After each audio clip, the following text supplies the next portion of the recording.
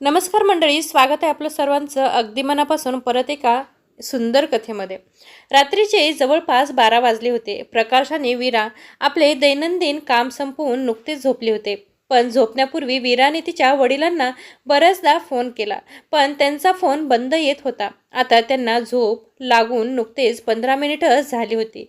तेवढ्यातच वीराच्या फोनची रिंग वाजली. वीरा, हॅलो बोलायच्या आधीच तिकडून आवाज आला, बाळा, वीरा, मला वाचव, मला वाचव, माझ्यासोबत काहीतरी होत आहे, नाहीतर मी मरून जाईन. आपल्या वडिलांचा असा आवाज ऐकून वीराच्या पायाखालची जमीनच सरकली होती. तिला काय करावे काहीच कळत नव्हते. वीराने घाबरूनच विचारले, बाबा काय झाले तुम्हाला? हॅलो बाबा, हॅलो बाबा, माझा आवाज येतोय का? हॅलो हॅलो बाबा बोला ना. पण कदाचित तोपर्यंत फोन कट झाला होता. वीराने घाबरून तिच्या नवऱ्याला उठवले आणि रडत रडत सगळी गोष्ट प्रकाशला सांगितली. प्रकाशने पटकन गाडी काढली आणि वीराला घेऊन तिच्या घरी पोहोचला, तर तिच्या घरात कुलूप लावले होते. ते पाहून वीरा आणखीनच घाबरली. आता एवढ्या रात्री कुणाला विचारू? हे कसे काय शक्य आहे? आणि आता एवढे काय झाले होते की घराला कुलूप लावले? त्यामुळे प्रकाशने कुलूप तोडून घरात प्रवेश केला. वीरा घाबरतच वडिलांच्या खोलीत गेली. तेव्हा तिने वडिलांना पाहून तिला मोठा धक्काच बसला होता. तिने धावत जाऊन वडिलांना मिठी मारली आणि ढसाढसा रडू लागली. आपल्या वडिलांची अशी स्थिती पाहून तिचे अश्रू थांबतच नव्हते. सकाळी जेव्हा त्यांचा मुलगा आणि सूर घरी पोहोचले तेव्हा ते खूप आनंदात होते. पण जेव्हा त्यांनी त्यांच्या घराचे कुलूप तुटलेले पाहिले तेव्हा त्यांच्या पायाखालची जमीनच सरकली. तर त्यांना एकदम मोठा धक्का बसला होता. ते धावतच आपल्या वडिलांच्या खोलीत पोहोचले तेव्हा त्यांच्या पायाखालची जमीनच सरकली. ते चौघे भीतीने आता थरथर कापत होते, कारण समोरचे दृश्य पाहून कोणीही घाबरून पळून गेले असते. मोठा मुलगा आणि सून घाबरूनच त्यांच्या खोलीत पळाले होते आणि आतून दार बंद करून घेतले होते. आज त्यांना तो दिवस आठवला ज्या दिवशी आई वडील त्यांच्या घरी आले होते आणि त्यांनी त्यांच्यासोबत असं काही केलं होतं.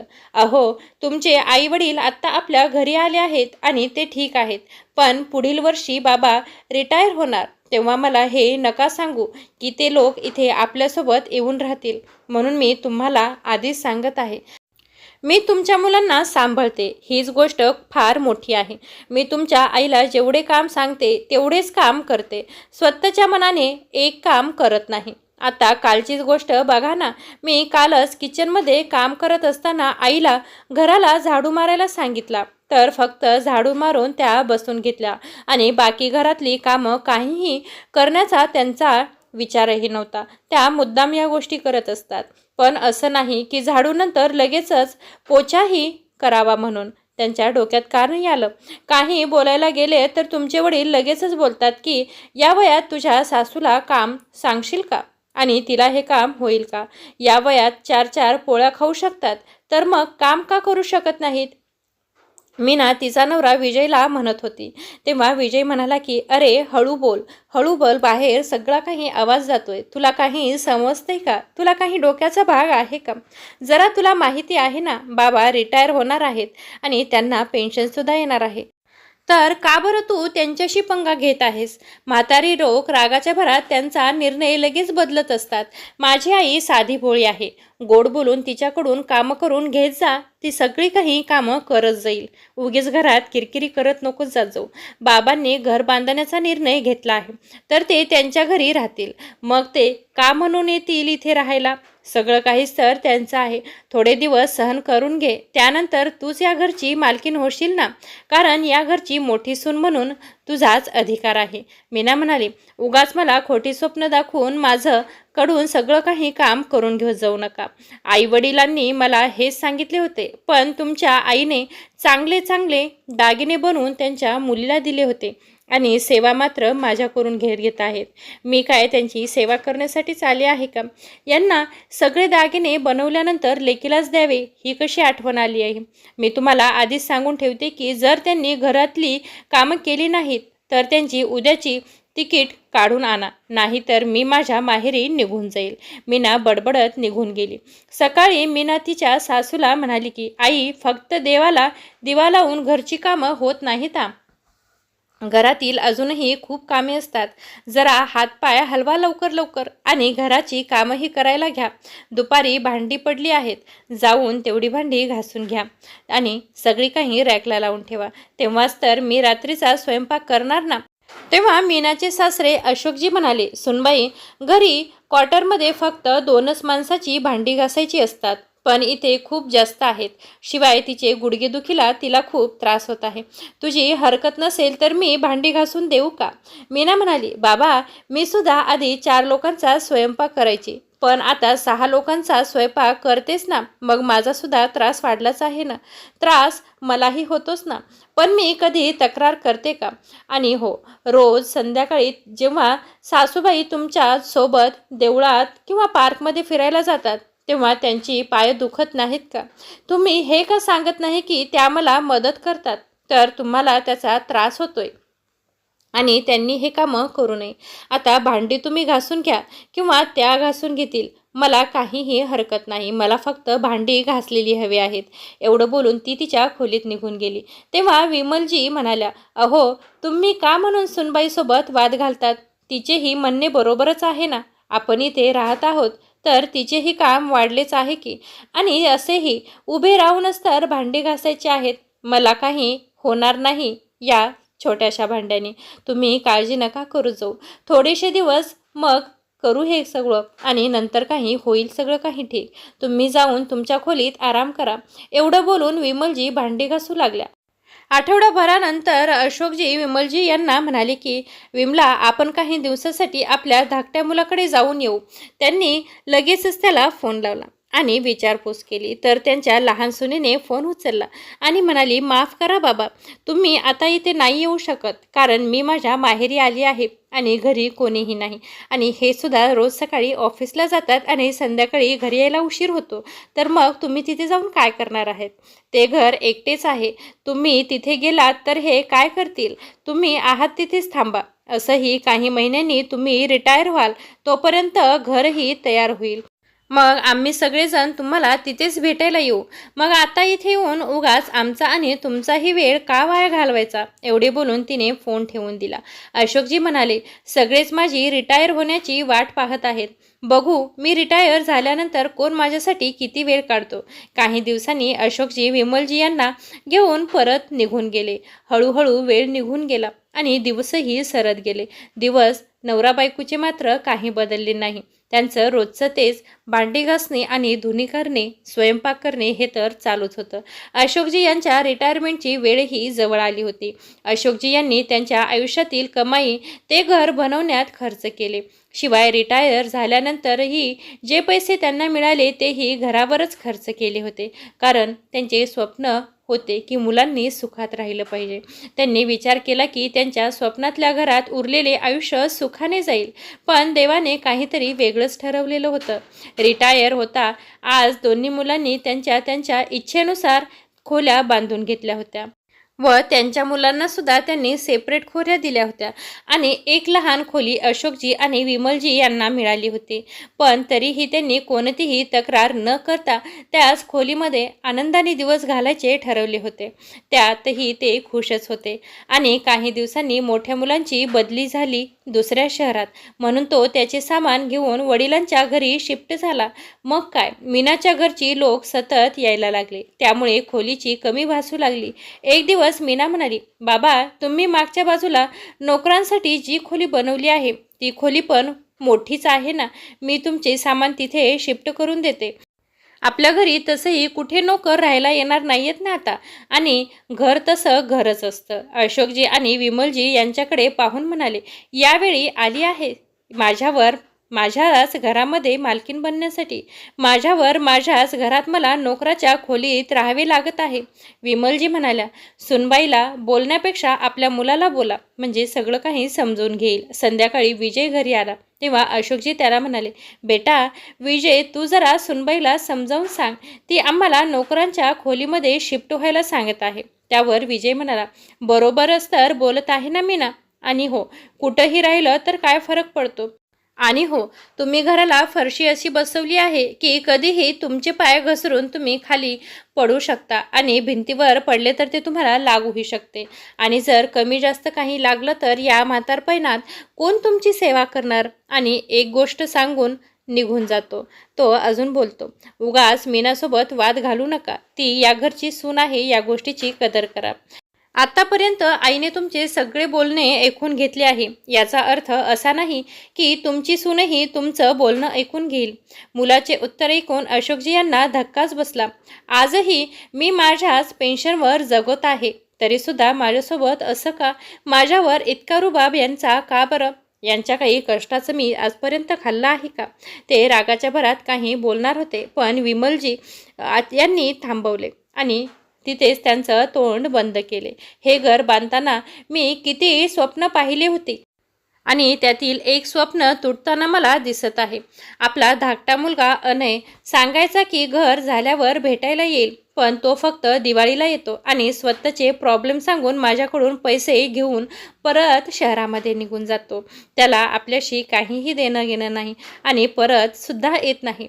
त्यावर विमलजी म्हणाल्या, अहो तुम्ही रागवू नका, मी त्यांना समजावण्याचा नक्कीच प्रयत्न करते. दुसऱ्या दिवशी अंगणात बसून दोघे चहाचा आस्वाद घेत होते. तेवढ्यात विजय येऊन म्हणतो की बाबा चला, मी तुम्हाला तुमची खोली रिकामी करण्यासाठी मदत करतो. बघा, मीनाने ती खोली किती स्वच्छ करून ठेवली आहे. ती खोली अगदी झाकून पुसून आणि स्वच्छ करून ठेवली आहे, ते पण तुमच्यासाठी. अशोकजी म्हणाले, तू पण पुन्हा मला तेच सांगायला इथे आला आहेस का? कदाचित मला वाटलं तू काही विचार चांगला केला असशील. एकदा सांगितलेले समजत नाही का तुला? विजयने रागाच्या भरात खुर्चीचा इतक्या जोरात लाथ मारली की खुर्चीचा पायच तुटला. अशोकजी खुर्ची सटक उलट होऊन खाली पडली. मी विचार करत होतो की प्रेमाने सांगितले तर तुम्ही समजून पण का घेत नाही? तुम्हाला धक्का देत घराबाहेर काढले असते तर बरे झाले असते. आज तुमची अक्कल ठिकाण्यावर आली असती. इतकी मेहनत करावी लागली नसती आणि इतके कष्टसुद्धा घ्यावे लागले नसते.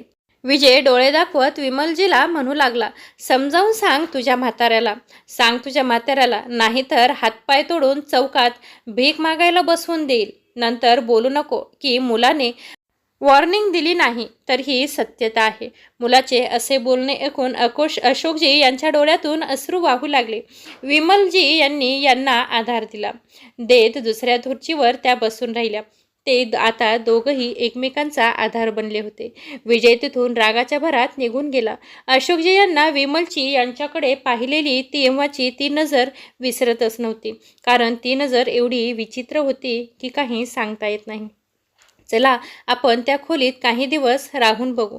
नाही आवडलं तर आपण पुन्हा आपल्या खोलीत येऊ. अशोकजी काहीच बोलू शकले नाही आणि ते खाली मान घालून सगळं काही ऐकत होते. त्यांचा नाविलाज होता.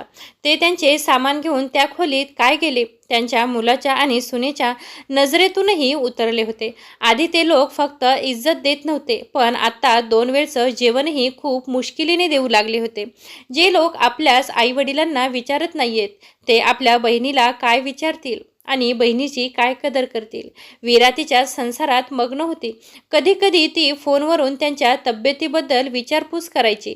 बघता बघता स्वतःसाठी आणि अशोकजी यांच्यासाठी जेवण बनवण्याची जबाबदारी विमलजी यांच्यावर आली होती.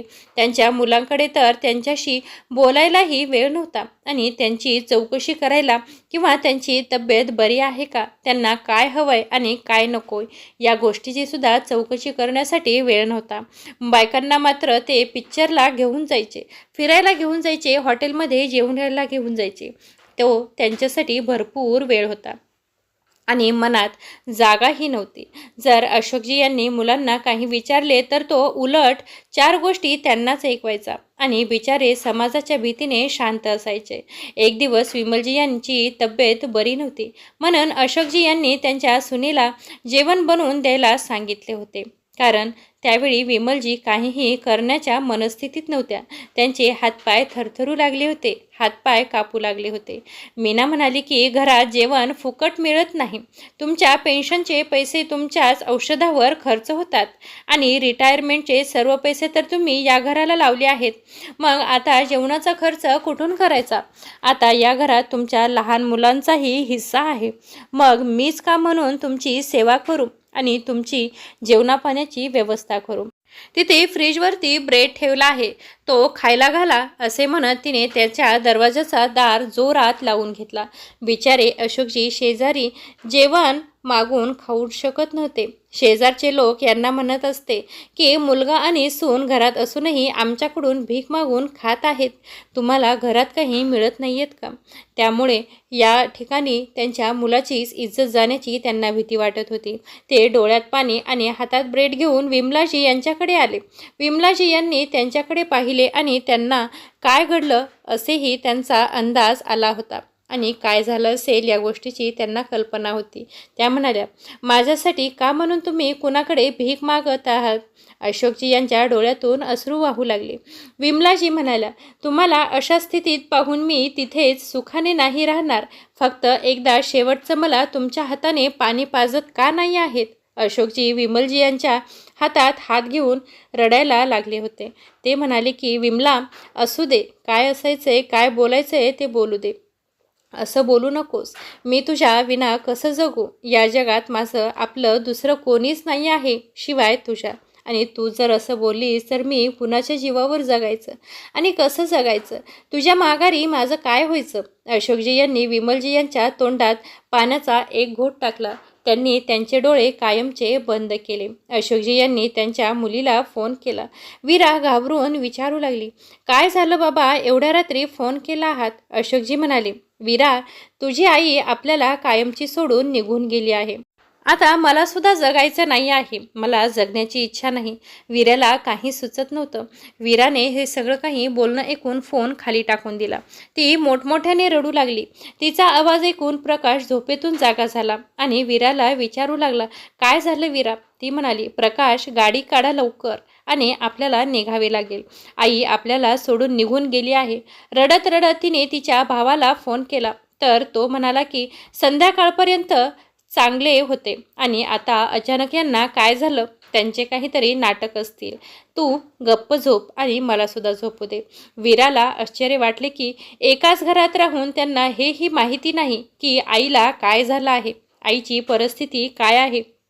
आणि आता आई जग सोडून गेली आहे. ती घरी पोहोचली आणि आपल्या वडिलांना मिठी मारून ढसाढसा रडू लागली. तिचे वडील दगडासारखे बसले होते. मुलीने पुन्हा पुन्हा विचारले तेव्हा अशोकजी यांनी घडलेली सर्व सत्य घटना मुलीला सांगितली. मात्र मुलीच्या पायाखालची जमीन सरकली. तिने असा कधी विचार केला नव्हता की आपले भाऊ आपल्या आईवडिलांची एवढी वाईट परिस्थिती करतील, कारण हे तिला कधी स्वप्नातही भासलं नव्हतं. सर्व विधी पार पडल्यानंतर वीराने तिच्या भावाला सांगितले की आता वडिलांना तुमची गरज आहे. त्यांना मागच्या खोलीत असं एकट्याला ठेवू नका. त्यावर विजय म्हणाला की माझीही पुन्हा बदली होणार आहे, पण आईची तब्येत बरी नव्हती म्हणून मी बोलू शकलो नाही. दोन भावांनी ठरवलं की हे घर आणि जमीन विकून वडिलांना कायमस्वरूपी आपल्यासोबत घेऊन जावं. पण अशोकजी ते घर सोडून दुसरीकडे जाण्यासाठी इच्छुकच नव्हते. वीराने बाबांना खूप विनवणी केली की माझ्यासोबत चला, पण ते म्हणाले की या घरात तुझ्या आईच्या खूप आठवणी आहेत बाळा आणि तिच्या आठवणींना सोडून मी कुठेही जाऊ शकत नाही. मी हे सोडून तुझ्यासोबत कसा येऊ? शिवाय शेजारी पाजारी खूप चांगले आहेत आणि काही प्रॉब्लेम झाला तर तुला नक्की कळवेनच. तुला मी कळवल्याशिवाय राहणार नाही. आई गेल्यानंतर सुद्धा मी इथे तुझ्या भावांना सांगितलं नाही, पण आधी मी तुला फोन केला. इतकं बोलून सगळे ज्यांच्या त्यांच्या घरी परततात. आता अशोकजी आजारी राहू लागले होते. 2-3 दिवसापासून त्यांची तब्येत जास्तच खराब होऊ लागली होती. मुलाला आणि सुनीला सांगितले तर त्यांनी दुर्लक्ष केले आणि ते 2 दिवस झाले तरीही काहीही जेवलेले नाहीत आणि त्यांच्या खोलीतून बाहेरही पडले नाहीत. ते खूप अशक्त झाले होते. त्यांना त्यांचे हातपाय देखील हलवता येत नव्हते आणि डोक्यामध्ये सारखी चक्कर आणि भिनाटी बसली होती. तेवढ्यातच त्यांचा मुलगा त्यांच्याजवळ येऊन म्हणाला की, बाबा, आम्ही आज रात्री बाहेर जात आहोत, मुलांनाही बरे वाटेल. तेव्हा अशोकजी म्हणाले की, माझी तब्येत बरी वाटत नाही, आता कुठेही जाऊ नका, माझ्या आजूबाजूला राहा, मला फार भीती वाटत आहे. कधी शेवटचा श्वास घेतला जाईल काही सांगता येणार नाही बाळांनो. माझी शेवटची इच्छा आहे, तुम्ही माझ्या जवळ राहा, मला तुमच्याकडून काहीही नको आहे. निर्लज्जपणे मुलगा म्हणाला, बाबा, म्हणजे आम्ही तुमच्या मरणाची वाट पाहत तुमच्या शेजारी बसून राहायचे, हे तुम्हाला तरी बोलायला योग्य वाटते का? आणि हो, हे काय आमचं वय आहे की आम्ही तुमच्या शेजारी बसून राहावं, तुमच्या मरणाची वाट बघत राहावं? कुठे जाऊ का नको आम्ही? आम्हाला आमचं आयुष्य आहे की नाही? तर मीना म्हणाली, अहो चला, तुम्ही कुठे यांचं ऐकताय? आणि हे तर रोजचीच नाटकं चालली आहेत यांची, हे कायमचं झालं आहे, आपल्या नशिबालाच पोंचलेलं आहे. एवढं बोलून मुलगा आणि सून तिथून निघून गेले. अशोकजी मागून आवाज देऊ लागले, पण त्यांनी मागे वळूनही पाहिलं नाही. शिवाय बाहेर जाताना घराला कुलूप लावून ते दोघंही निघून गेले. अशोकजी बिचारे खूप रडत होते. त्याच रात्री अचानक त्यांच्या छातीत दुखू लागले. तेव्हा त्यांनी त्यांच्या मुलाला खूप फोन केला आणि त्याने जाणून बुजून फोन उचलला नाही. तेव्हा त्यांनी मुलीला फोन केला व त्यांची मुलगी एका आवाजावर धावत आली. पण तोपर्यंत अशोकजी कायमचे त्यांच्या बायकोजवळ निघून गेले होते. या जगात आता वीराला कोणीही उरले नव्हते. तेव्हा अचानक वीराची नजर त्यांनी लिहिलेल्या चिठ्ठीवर पडली. प्रकाशाने ती चिठ्ठी वाचायला सुरुवात केली. त्यात लिहिले होते की, मी काही महत्त्वाची कागदपत्रे माझ्या वकिलांकडे ठेवली आहेत. तुझ्या भावांनी याबद्दल सांगू नकोस आणि ते खूप हरामखोर आहेत. पण यापुढे तेच कर जे मी या चिठ्ठीमध्ये लिहिले आहे बाळा. याशिवाय काहीही वेगळं करू नकोस. त्यांनाही कळायला हवे, बाप बापच असतो आणि जेव्हा स्वतःला त्रास होतो तेव्हा बाप काहीही करू शकतो. वीरा हे ऐकून खूप रडू लागली, कारण आठवड्याभरापूर्वीच वीराने त्यांना खूप चांगले जेवण भरवले होते. त्यांच्यासोबत छानशा गप्पासुद्धा मारल्या होत्या आणि त्यांना झोपून तिच्या घरी निघून गेली होती. आई वडील गेल्यानंतर आता वीराचे माहेर संपले होते. सकाळी जेव्हा मुलगा आणि सून घरी परतले तेव्हा वडिलांना पाहून भीतीने थरथरून कापू लागले, कारण आज त्यांच्यामुळेच अशोकजी यांचे निधन झाले होते. जर त्यांनी डॉक्टरांना दाखवले असते तर कदाचित अशोकजी आणखीन काही दिवस जगले असते, त्यांच्या नातवंडामध्ये राहिले असते आणि मुलांचा आणि सुनांचा संसार अगदी थाटामाटात चालला होता. त्या संसाराचा त्यांनी त्या डोळ्यांनी आनंद घेतला असता. पण याउलट सगळं काही अगदी विचित्र झालं होतं. बातमी कळताच त्यांचा लहान मुलगा अनयसुद्धा पोहोचला होता. त्यानंतर वडिलावर अंत्यविधी करण्यात आले. त्यानंतर सर्व नातेवाईक आपापल्या घरी निघून गेले आणि वीरा देखील तिच्या घरी निघून गेली. मग तिचे दोघे भाऊ संपूर्ण घरात दागिने आणि संपत्तीची कागदपत्रे शोधू लागली होती, पण कुणालाही काहीही मिळाले नाही. जेव्हा अशोकजी यांनी त्यांचे पत्र वकील साहेबांना विचारले तेव्हा त्यांनी सांगितले की, सगळी कागदपत्रे माझ्याकडे सुरक्षित आहेत, पण योग्य वेळ आल्यावर तुम्हाला ते सगळे मिळतील, अन्यथा एक कवडीसुद्धा किंवा एक कागदसुद्धा तुम्हाला दिला जाणार नाही. पण त्यासाठी तुम्हाला वर्षभर वाट पाहावी लागेल. पण याद राखा, त्यावेळेस तिथे वीराचेही असणे आवश्यक आहे, कारण तिचाही तुमच्याबरोबर तेवढाच हक्क आहे. बराच काळ लोटला. वडील गेल्यानंतर भावांनी हालचाल विचारणेही सोडून दिले होते. वर्ष सोडल्यानंतर विजयने फोन केला. कशी आहेस वीरा? वीरा म्हणाली, मी बरी आहे भाऊ.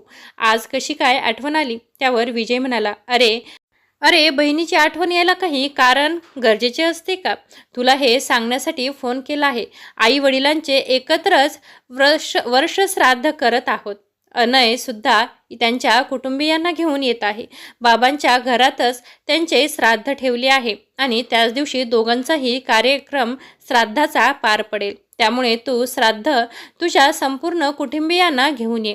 वीरा हा विचार करत होती की आज अचानक माझ्या बाबाच्या मनात माझ्यावरचं इतकं प्रेम कसे काय उत्पन्न झाले आणि त्याने मला कसा काय फोन केला. कालच लहान भावाचाही फोन आला होता. त्याच्याही बोलण्यात खूप गोडवा होत होता. वीराला आश्चर्य या गोष्टीचे होते की ज्या आईवडिलांचं जिवंत असताना सतत अपमानास्पद वागणूक दिली जात होती, आज सगळ्यांना एकत्र बोलावून त्यांचे श्राद्ध करत आहेत. संध्याकाळी जेव्हा प्रकाश घरी आला तेव्हा वीराने त्यांच्याकडे आपले मन हलके केले. जे काही तिच्या मनामध्ये होते तिने सगळे काही नवऱ्याला सांगून टाकले. तिला त्या सगळ्या गोष्टी आठवू लागल्या होत्या. जेव्हा तिचे दोघे भाऊ वेगवेगळे राहत होते तेव्हा आपल्याच आईवडिलांसाठी त्यांच्याकडे टाईम नव्हता आणि जेव्हा कधी ते त्यांच्या घरी जायचे तेव्हा त्यांना 2 वेळचे जेवणही सुखाने कधी दिले नाहीत. नेहमीच त्यांना अपमानित करत असायचे आणि मी जर काही बोलले तर ते मलाच ऐकवायचे की तू या घरची मुलगी आहेस, मग तू का नाही यांची काळजी घेत. अशा प्रकारे बऱ्याचदा मला ते चांगलं वाईट काहीही बोलत असायचे आणि मलासुद्धा घालून पाडून बोलत असायचे. वीरा, तू आईबाबांना इथे आपल्या घरी राहायला घेऊन ये. पण मी त्यांना सांगितले की अहो, तुम्हाला कसं कळत नाही आणि समाज काय म्हणेल या सगळ्या गोष्टीचं आई टेन्शन घेत असते. बाबा त्यांचे मन माझ्याकडे बोलून हलके करत होतात. आता मला हे कळत नाही की ते लोक आज आपल्याला तिथे का म्हणून बोलवत ना असतील, का म्हणून ते आपल्याला फोन करत असतील आणि तिथे इतक्या आदराने. तेव्हा प्रकाश म्हणाले की आपल्याला बाबाची इज्जत समाजात दाखवून देण्यासाठी तिथे जावेच लागेल. तू काळजी करू नकोस, मी ऑफिसला रजा घेतो आणि मग आपण तिथे जाऊया. 2 दिवसांनी प्रकाश आणि वीरा आपल्या भावाच्या घरी पोहोचले. श्राद्ध खूप चांगल्या प्रकारे पार पडले कारण सगळ्यांना आशा होती की आज त्यांना खूप पैसे मिळणार होते. तर वीरा तिच्या आईवडिलांच्या आठवणीत खूप रडत होती. सगळे गेल्यावर वकील साहेबांनी सगळ्यांना एकत्र बोलावले. वीरा आणि प्रकाश त्यांच्या घरी जाऊ लागले होते तेव्हा वकील साहेबांनी त्यांनाही थांबवून घेतले होते कारण वीराचे सुद्धा तिथे तेवढेच काम होते जेवढे की त्या दोन्ही मुलांचे होते आणि म्हणाले की नाही जावई बापू, तुम्ही असे जाऊ शकत नाही कारण माझ्यावर सुद्धा एक मोठी जिम्मेदारी सोडून तुमचे सासू सासरे या जगाचा निरोप सोडून घेऊन गेले आहेत. कारण इथे तुमची उपस्थिती आवश्यकता आहे, तुमच्याशिवाय इथे काहीच शक्य नाही. मग त्यांनी सगळ्यासमोर दागिने, रोकडे आणि काही कागदपत्र टेबलवर ठेवून काढले. तेव्हा अशोकजी यांनी लिहिलेलं पत्र देखील त्यांच्याजवळ होतं. त्यांनी ते पत्रसुद्धा त्यांच्यासमोर ठेवले. हे पत्र वकील साहेबांनी सगळ्यासमोर वाचून दाखवले. दागिने आणि एफडी वीरासाठी आहे असे त्या पत्रामध्ये ठळक लिहिले होते. माझे हे मोठे घर विमला बाळाश्रम आणि वृद्धाश्रमासाठी आहे आणि या कामाची जबाबदारी प्रकाश आणि वीरा यांना दिली जावी कारण ज्या मुलांना स्वतःच्या आईवडिलांना सांभाळता आले नाही ते इतर लोकांना काय सांभाळणार आहेत.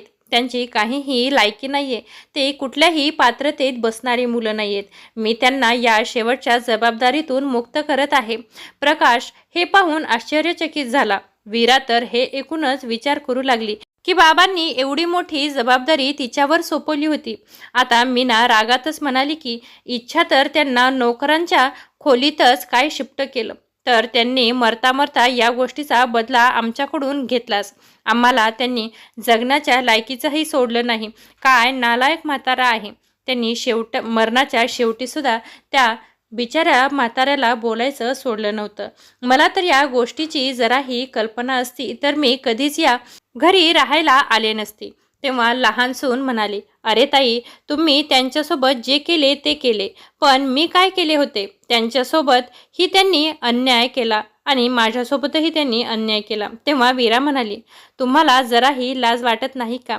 जेव्हा तुम्हाला तुमचे कर्तव्य पार पाडायचे होते तेव्हा तुमची अक्कल कुठे गेली होती. तेव्हा सगळ्यांनी माघार घेतली आणि आता जेव्हा प्रॉपर्टीचा विषय आहे तेव्हा सगळेजण पुढे सरसावले आहेत. एकीने कडू शब्द बोलून टोमणे मारून त्यांना जेमतेम 2 वेळचं जेवण दिले तर दुसरीने प्रत्येक वेळी काही ना काही कारणाने आपल्या जबाबदारीतून हात झटकले आणि आज त्यांच्या या निर्णयावर बोट ठेवत आहात. माझ्या बाबांनी जाता जाता जे केलं ते सगळं काही अतिशय चांगलं केलं. मला काहीच करावं लागलं नाही. 2 भाऊ वीरा आणि प्रकाशला बोलू लागले की नक्कीच तुम्ही लोकांनीच बाबांचे कान भरले असणार कारण त्यांच्या शेवटच्या क्षणी तुम्हीच त्यांच्याजवळ होते. तुम्हीच त्यांना असं करायला सांगितलं असेल. तेव्हा प्रकाश म्हणाला, बाबांना काही शिकवायची गरज नव्हती. ते स्वतः खूप समजूतदार होते. त्यांनाही माहिती होतं तुमच्या मनात काही तरी विचित्रच चाललं आहे आणि तुम्ही त्यांची कधी इज्जत केली नाही. तुम्ही लोकांनी जराही त्यांच्या व्यतिरिक्त वेळ काढला नाही, त्यांची काळजी घेतली असती तर कदाचित तुम्हाला आज असा दिवस पाहावा लागला नसता. तुमच्या भविष्यासाठी मी देवाकडे प्रार्थना करेन, कारण तुमच्या मुलांनी हे सगळं काही पाहिले आहे. तुम्ही तुमच्या आईवडिलांना कशी वागणूक दिली आहे. चला वीरा, बाबांनी दिलेली जबाबदारी आपल्याला पार पाडायची आहे. वीराने वकील साहेबांना सांगितले की दागिने विकून मला माझ्या बाबांचे स्वप्न पूर्ण करायचे आहे आणि ही एफडी बाबांची आठवण म्हणून मी माझ्याजवळ सुरक्षित ठेवेन. जेव्हा कधी या आश्रमाला पैशाची अडचण भासेल तेव्हा मी या पैशातून सगळा काही खर्च भागवेल. मीही मुलगी असले तरी मी माझ्या आईवडिलांचे प्रत्येक वर्षी श्राद्ध याच विमला आश्रममध्ये करत जाईन, कारण माझे आईवडील असतानाही या लोकांकडे त्यांच्यासाठी वेळ नव्हता. तर मी त्यांचे हे कार्यही त्यांना म्हणून देणार नाही आणि ते कार्य त्यांना करू देणार नाही. आता बाबांनी त्यांची शेवटची जबाबदारी माझ्यावर सोपवली आहे, ती मी पूर्णतः नेण्यास पुरेपूर प्रयत्न करेन आणि ते फळाला आणेन. मीना म्हणाली, तरी मी तुम्हाला सांगत होते की तुमचे वडील जितके साधे भोळे दिसतात तसे अजिबात नाही आहेत. ते यातून खूप कपटी मनाचे होते. हाच न्याय केला का त्यांनी आमच्यासोबत? जेव्हा त्यांनी आपल्याकडे येऊन राहायचे तेव्हा मी माझ्या हाताने त्यांना खाऊ पिऊ स्वतःच्या हाताने बनवून घातले. याचीही जाणीव ठेवली नाही का त्या माणसांनी? वीरा त्यांच्यासमोर येऊन म्हणाली, थोडी तरी लाज बाळगा वहिनी. तुमची मुलेही हे सर्व ऐकत आहेत आणि त्यांच्या डोळ्याने पाहत आहेत. जितके तुम्ही माझ्या आईवडिलांसाठी केलं त्यांच्या दुप्पट तुम्ही त्यांच्याकडून पैसे वसूल करायचे. मला या सगळ्या गोष्टी माहिती होत्या, पण मी कधीच यामध्ये पडले नाही किंवा या गोष्टीवर कधीही बोलले नाही. वाटलं होतं की आज ना उद्या तुम्हाला तुमची चूक लक्षात येईल आणि तुम्ही आईवडिलांसोबत तुमचे नाते सुधारताल, पण तसं काहीही झालं नाही. भीती तर यातच गोष्टीची वाटत होती की जेव्हा मी काही बोलेल तेव्हा तुमच्या घरामध्ये माझ्यामुळे भडका होईल, म्हणून मी कायम शांत राहत होते. भीती खरी तर आत्ता या गोष्टीची वाटते की जेव्हा तुमची मुले तुमच्यासोबत असे वागतील तेव्हा तुमच्यासारख्या लोकांसोबत आत्ता मला कोणतेही नाते ठेवायचे नाही. ज्या लोकांना आपल्याच आईवडिलांना वेळ मिळाला नाही ते माझ्यासाठी किंवा त्यांच्यासाठी वेळ काढतील असाही त्यांनी कधी विचार केला नाही. चला निघते मी आता. तुमचे आयुष्य तुम्ही मस्त आणि मजेत जगा. असे बोलून वीरा तिच्या वडिलांचे स्वप्न पूर्ण करण्याच्या दिशेने चालती झाली. काही काळ निघून गेला आणि त्या लोकांसोबतही तेच झाले जे त्यांनी त्यांच्या आईवडिलांसोबत आणि आपल्या सासूसासऱ्यासोबत केले होते. मुले मोठी झाली आणि त्यांच्या मॉडर्न बायकांनी त्यांच्या सासूसासऱ्यांना घरातून बाहेर काढून हकलून दिले आणि आज ते चौघेजण वृद्धाश्रमात जेमतेम आपले जीवन काढत आहेत. मित्रांनी मैत्रिणींनो, म्हणतात ना, कर्माचे फळ आपल्याला इथंच फोडावे लागते. कर्माची गती कोणालाही चुकत नाही. इथले कर्म करायचे आणि इथंच फेडून जायचे. त्यासाठी प्रत्येकाने कर्म करताना फार विचार करून करा आणि आपले आयुष्य चांगल्या पद्धतीने जगा आणि आपल्या आईवडिलांनासुद्धा चांगल्या पद्धतीने जगू द्या. त्यांची लाईफ त्यांना एन्जॉय करू द्या. परत भेटू अशाच एका सुंदर आणि नवीन कथेमध्ये. तोपर्यंत स्वतःची आणि आईवडिलांची काळजी घ्या. धन्यवाद.